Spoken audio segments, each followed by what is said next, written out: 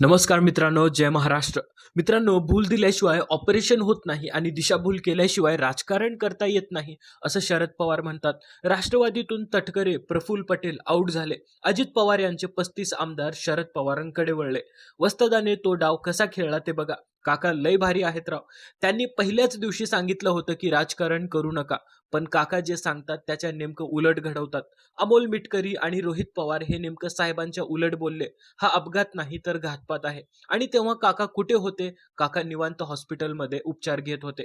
पवार साहेबांना मानलं पाहिजे. हॉस्पिटलात बसून राजकारणातील सोकट्या कशा टाकायच्या हे तुमच्या एवढं डोकेबाज सध्या जगात सर्वश्रेष्ठ फक्त शरद पवारच आहेत. मित्रांनो, नेमकं पवारांनी हे सगळं कसं घडवलं यासाठी पूर्ण व्हिडिओ बघा. सांगितलं तर 80 वर्षांची सामाजिक आणि राजकीय परिस्थिती कितीही प्रतिकूल आणि बिकट असू द्या, या परिस्थितीतला संयमानं आणि तितक्याच कणखरपणे सामोरं जाणं, तिच्यावर यशस्वीपणे मात करणं, याचं देशातलं एकमेव उदाहरण म्हणजे शरद पवार. उगाच त्यांना भारताच्या राजकारणातले भीष्माचार्य म्हणत नाहीत किंवा नरेंद्र मोदी, अमित शहा, अटल बिहारी वाजपेयी यांच्यापासून सगळे भारतातील ज्येष्ठ आणि अनुभवी राजकीय नेते यांना उगाचच मानत नाहीत. पुतण्या, ज्याला अगदी बालपणापासून राजकारणाच्या एका उंचीवर नेऊन ठेवलं, तळहाताच्या फोडासारखं जपलं, त्याच्यावरच काळ ओढवला. त्या परिस्थितीत शरद पवार काहीसे खचले आहेत, खिन्न झाले आहेत अथवा कोलमडले आहेत असं चित्र दिसलं, पण ते कोलमडले पण संपले नाहीत. ते म्हणजे शरद पवार. परिस्थिती एवढ्या वेगाने बदलत होती की अजित पवार यांच्या मृत्यूनंतर अगदी भाजपपासून राष्ट्रवादी काँग्रेसपर्यंत अजितदादा गटाचे राष्ट्रीय अध्यक्ष प्रफुल्ल पटेल होतील अशा बातम्या पेरल्या जात होत्या. म्हणजे सुनील तटकरे आणि प्रफुल्ल पटेल यांनी संपूर्णपणे पक्ष अक्षरशः गिळतील की काय अशी शक्यता निर्माण झाली होती. एकीकडे दुःख होतं आणि दुसरीकडे राजकीय आव्हान.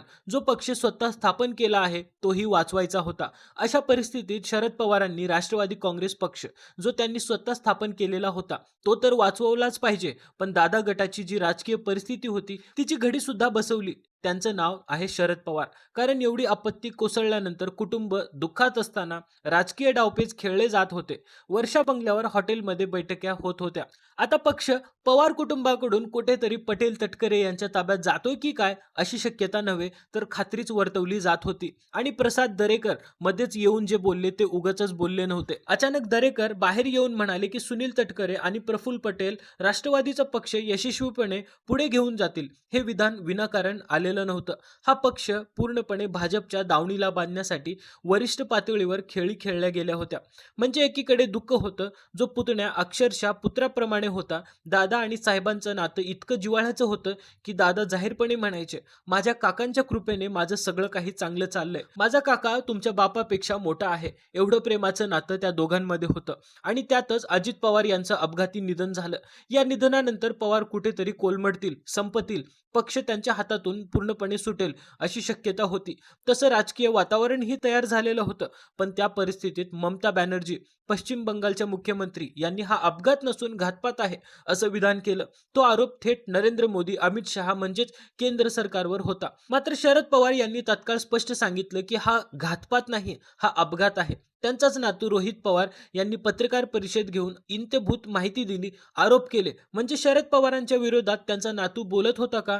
नाही. रोहित पवारांनी जे आरोप केले त्या आरोपांना शरद पवारांनी कुठेही नाकारलं नाही किंवा हे असत्य आहे असं कुठेही सांगितलं सुद्धा नाही. फक्त जो अपघात झाला त्यामागे सुनील तटकरे आणि प्रफुल्ल पटेल कसे कारणीभूत आहेत हे दाखवण्याचा प्रयत्न रोहित पवार यांनी केला. आणि पवार कुटुंबालाही सुनेत्रा पवार उपमुख्यमंत्री झाल्याचं दुःख नाही, यांना उलट आनंदच आहे. पण कुठेतरी भाजप आणि हे पटेल तटकरे मिळून राष्ट्रवादी काँग्रेस पक्ष गिळतील की काय अशी भीती होती. पण हा पक्ष सुनेत्रा पवार आणि पार्थ पवार यांच्या ताब्यात ठेवायचा असेल तर अजितदादा गटातील जे स्वतःला प्रमुख कारभारी समजतात त्यांना त्यांची जागा दाखवणं गरजेचं होतं.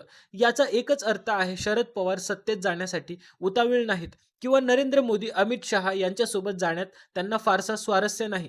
विलिनीकरणाच्या चर्चा जरी होत असल्या तरी त्या फक्त एवढ्यासाठी राष्ट्रवादी काँग्रेस पक्ष पवारांनी स्थापन केला आहे आणि तो पवार कुटुंबाच्या मालकीचाच राहिला पाहिजे अशी परिस्थिती निर्माण करण्यासाठीच ही राजकीय रणनीती आखली गेली.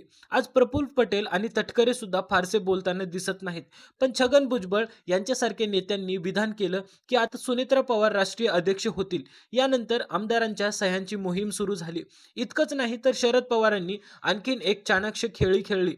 राज ठाकरे यांसारखा नेता उठून बोलला, राष्ट्रवादी काँग्रेस सारख्या मराठी रांगड्या महाराष्ट्रातल्या मातीतल्या पक्षाचा अध्यक्ष कुणी पटेल नसावा, पाटील असला तरी चालेल. एकंदरीत शरद पवारांनी ज्या पद्धतीने अजितदादांच्या गटातील प्रमुख नेत्यांवर दबाव वाढवला त्याचाच परिणाम असा दिसतो. आता सुनेत्रा पवारांच्या ताब्यात राष्ट्रीय पक्षाचं अध्यक्षपद येणार आहे.